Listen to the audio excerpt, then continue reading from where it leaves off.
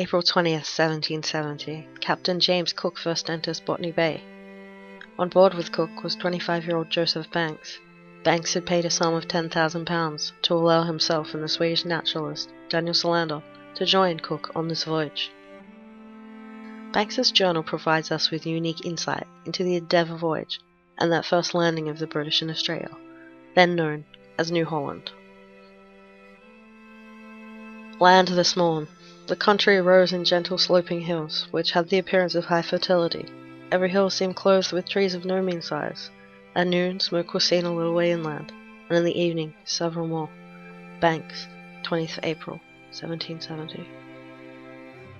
After a week of being moored in the bay, studying the land and its inhabitants at a distance, Cook, Banks, and Solander decided to attempt to venture onto land. As soon as we approached the rocks, 2 of the men came down upon them, each armed with a lance of about 10 feet long, and a short stick, which seemed some sort of machine to throw the lance. They called to us in a very harsh, loud-sounding language, of which none of us understood, shaking their lances and menacing. In all appearance they were resolved to dispute our landing in the utmost, though they were but 2, and we 30 or 40 at least. Banks, 28th of April, 1770. That first fateful meeting ended when Cook ordered the elder of the Goegal men shot in the leg. Promptly the 2 men ran into the bush, allowing Banks and Solander to go exploring. Letting themselves into the huts that were built along the shoreline, Banks and Solander found women and children hiding behind shields. They threw them ribbons, cloth, and beads, but took their spears and lances, wishing to study them. We thought it no improper measure to take away with us all the lances we could find about the houses, amounting to 40 or 50. Upon examining the lances, we found that most had been used for striking fish. Banks, 28th of April, 1770. Upon returning the next day, Banks was disappointed to see that the Goegal people had discarded their gifts. In every estimation, it would seem the local people wanted nothing to do with the newcomers. Myself in the evening landed on a small island on the northern side of the bay to search for shells.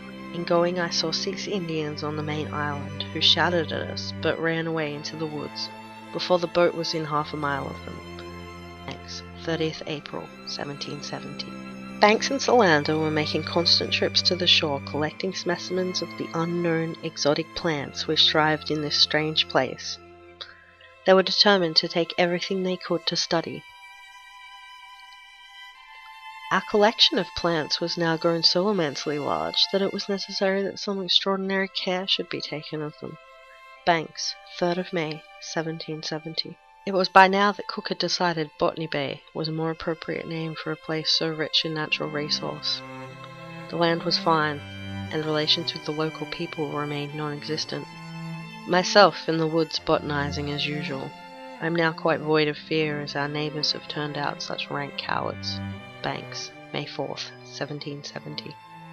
Banks's last day in Botany Bay was spent collecting specimens with Dr. Solander. As tomorrow was fixed for our sailing, Dr. Solander and myself were employed the whole day in collecting specimens of as many things as we possibly could to be examined at sea. Banks, May 5th, 1770.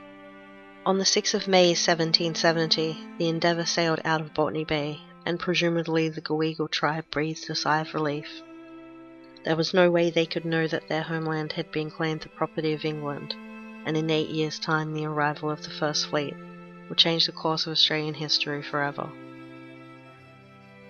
Upon leaving Botany Bay, Cook remarked in his journal, "From what I have seen of the natives of New Holland, they may appear to be some of the most wretched people upon earth, but in reality they are far more happier than we Europeans, being wholly unacquainted not only with the superfluous, but the necessary conveniences so much sought after in Europe. They are happy in not knowing the use of them. They live in a tranquillity which is not disturbed by the inequality of condition. The earth and the sea of their own accord furnishes them with all things necessary for life.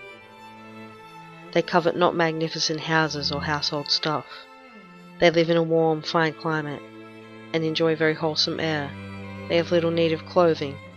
In short, they seem to set no value upon anything we could give them, nor would they ever part with anything of their own for any one article we could offer them."